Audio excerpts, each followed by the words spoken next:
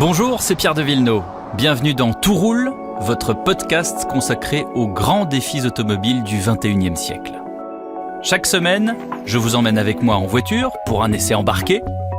Aujourd'hui, on monte à bord d'une voiture rétrofitée. Le rétrofit, qu'est-ce que c'est ? C'est le fait de transformer sa voiture thermique en voiture électrique. Comment ? Eh bien, c'est ce qu'on va découvrir ensemble avec nos experts.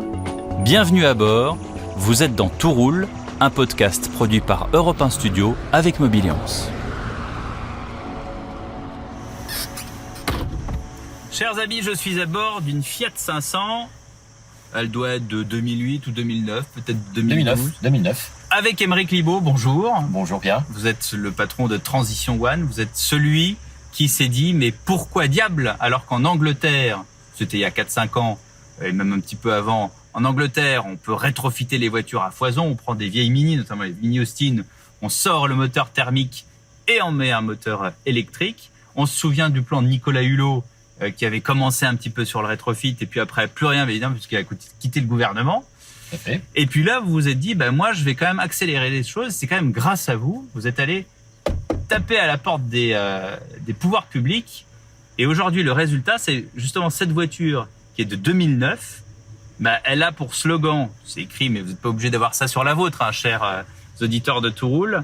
C'est écrit, maintenant, je ne suis plus thermique. C'est un peu comme les alcooliques anonymes, c'est-à-dire maintenant, je suis sobre. Maintenant, je suis une voiture électrique. Et en fait, on allonge la durée de vie des voitures. Ouais. Le sujet n'est pas automobile. Le sujet, il est transition écologique. Comment on peut réussir une transition écologique en réduisant rapidement et massivement les émissions de gaz à effet de serre de la mobilité. Alors justement, cette voiture, comment je la conduis ? Là, je suis au volant, j'ai quand même 3 pédales, ce qui est pas normal. Tout est comme avant. Tout est comme avant. Il y a un moteur électrique avec une batterie, ouais. Mais il y a aussi la boîte de vitesse. D'accord. Et donc, on l'utilise comme on veut, avec la particularité de commencer en 4e. D'accord. Donc, est-ce que j'ai besoin de l'embrayage, du coup ? Là, le moteur ne tourne pas. Oui. Vu qu'il n'y a pas de mouvement sur l'accélérateur. Elle est démarrée. On passe la 4e. Et là, c'est marche avant ou marche arrière, du coup ? Là, c'est marche avant. D'accord. Ah oui, parce que je peux y aller directement. Ouais, mais il y a quand même un frein à main. Elle est comme avant, en fait. Oh là là. Moins on change de choses. Et alors, on n'entend rien, facile. parce que moi, j'ai eu plusieurs Fiat 500 de deuxième génération, celle qu'on a appelée de deuxième génération. Et ça fait du bruit, mais là, non. En zone ZFE, ici, dans Paris, après le 1er janvier 2024, cette voiture peut rouler dans Paris. Voilà, c'est ça. Donc, en fait, j'ai une voiture... C'était une diesel. Celle-ci, en plus, c'était une diesel. D'accord. Donc, ça, c'est la particularité. Ça marche aussi pour les essences. Et ça marche aussi pour les essences. Bon, alors, la particularité de cette voiture, c'est que, donc là, effectivement, je suis dans la Fiat 500 que vous avez peut-être encore aujourd'hui, chers auditeurs.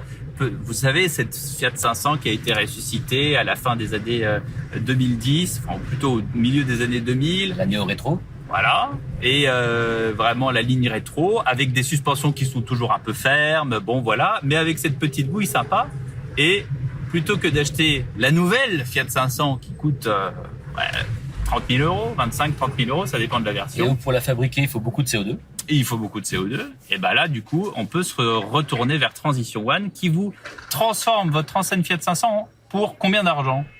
Après les primes, ouais. Avec les primes intégrées, ce sera à partir de 5 000 euros. Voilà. Donc, parce qu'il y a combien de primes ? Qu'on sache tout. Alors, il y a des primes qui vont évoluer. Il y a les primes des régions qui vont s'ajouter aux primes de l'État. D'accord. Notre prix industriel, après les premiers mois de production, on va arriver entre 7 et 8 000 euros. Et les primes, en fait, vont nous emmener à ce prix de 5 000 euros. D'accord. Donc là, on se retrouve quand même avec une autonomie de combien ? 100 km. Alors, c'est 100 km. Beaucoup plus en environnement urbain. Parce que là, on arrive à un carrefour, l'accélérateur est lâché, on recharge la batterie. Il y a le système, ce qu'on appelle communément la dynamo, quoi. C'est ça. Sur une nationale en continu, quand moi je fais Orléans-Paris, je m'arrête à Montlhéry pour recharger, j'ai 100 km. D'accord. Après, en environnement urbain, on fait facilement 140 km. Et alors, souvent, on dit le rétrofit, c'est très bien, mais on change le moteur. Mais une voiture qui a là 147 911 km, comme celle-ci. Donc pratiquement 15 000 km en électrique. Voilà. Cette voiture-là, est-ce qu'on a changé les freins ? Est-ce qu'on a changé les organes les suspensions Pour le rétrofit, on ne change rien d'autre que la motorisation. Ah oui, c'est ça. Donc vous retrouvez, on fait du neuf avec du vieux, comme on dit. C'est de l'économie circulaire. Bon. Donc le succès du rétrofit, c'est de dire on a les mêmes fonctionnalités. Là, on modifie en termes de fonctionnalité un peu l'autonomie. On a les mêmes fonctionnalités. S'il y avait le chauffage, il y aura le chauffage. S'il y avait la clim, il y aura la clim. On est à ISO fonctionnalité, sauf qu'on sera à 0 émission quand on va se déplacer. Merci Aymeric. Merci. Bon, voilà, j'ai rendu sa petite citadine rétrofitée à Aymeric Libaud. Et pour en savoir plus, nous allons accueillir en studio un expert du rétrofit. Il va tout nous expliquer. Bonjour Stéphane Vimez.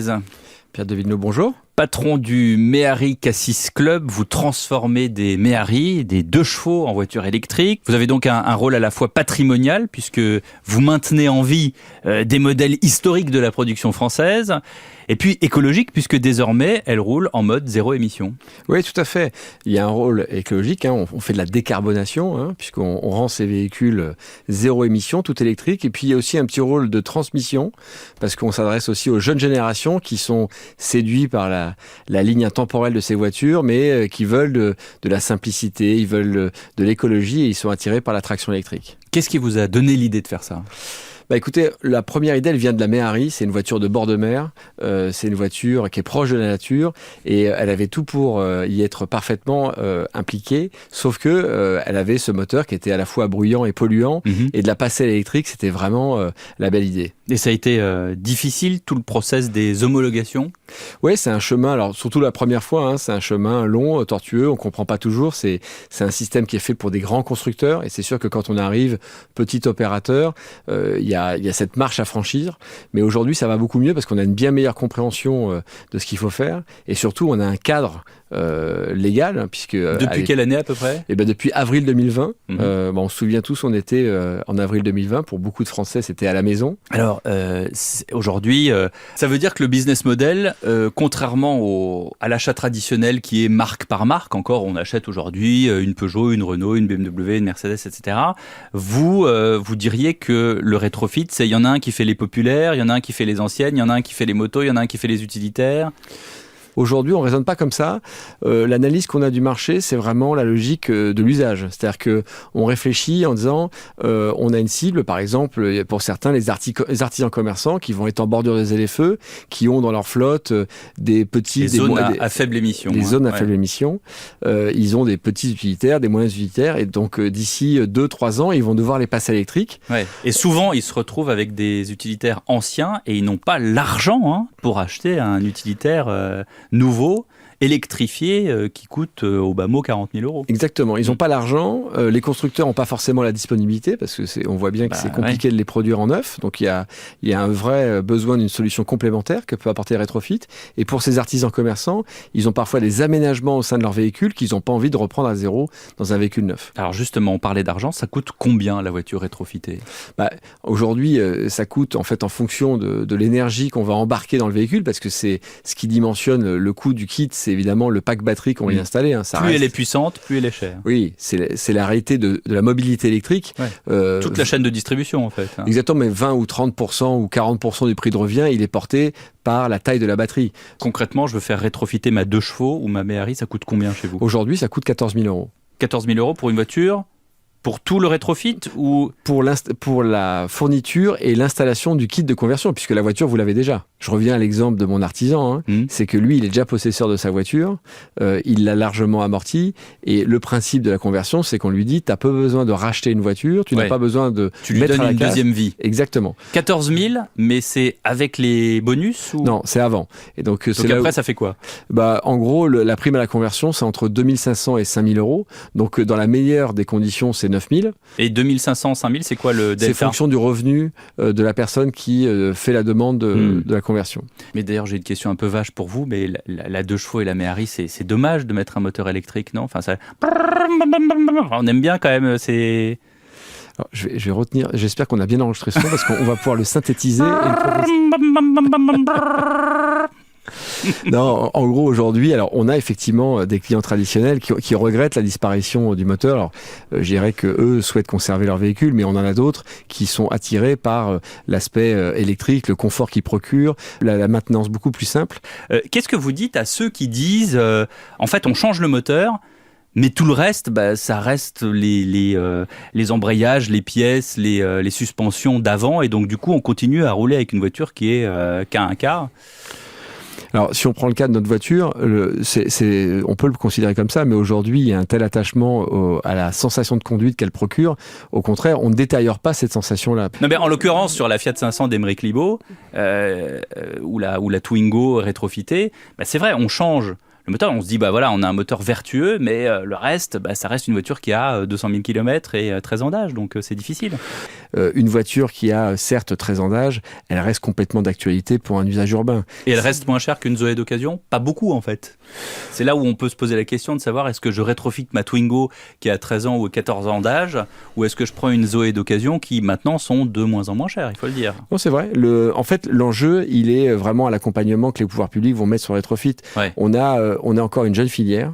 Elle est née, comme vous l'avez dit, pendant le Covid, donc on a perdu 18 à 24 mois dans la promotion de cette solution. Aujourd'hui, on a un gouvernement qui est très orienté sur la transition écologique, qui a compris que les constructeurs automobiles ne seraient pas la seule solution parce que sinon on aurait une décarbonation qui va prendre 30 ans. Et donc il faut des solutions complémentaires. Le rétrofit en fait partie. Ça veut dire que c'est pas fini. La fin du livre n'est pas écrite. Il y a encore des chapitres du rétrofit qui vont arriver. Je dirais même qu'on vient juste de faire l'introduction. Parce qu'on espère que le gouvernement traduira par des faits un soutien fort à la filière rétrofit. Merci beaucoup Stéphane Vimez. Merci Pierre. Vous venez d'écouter Tout roule, un podcast Europe 1 Studio avec Mobiliance. La production est signée Sébastien Guyot, la réalisation Xavier Joly. À très vite pour un prochain épisode.